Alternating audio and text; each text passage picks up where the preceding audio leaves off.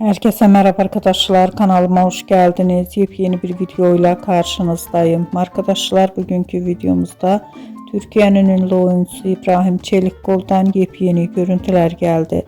Ben de bu muhteşem görüntüleri sizler için YouTube kanalımda video halinde sunuyorum. Umarım beğenirsiniz. Arkadaşlar, videomu beğendiyseniz kanalımı izlemeyi ve bildirim butonuna basmayı unutmayın. Şimdilik benden bu kadar olsun. Yeni videomuzda görüşmek üzere. Hoşça kalın.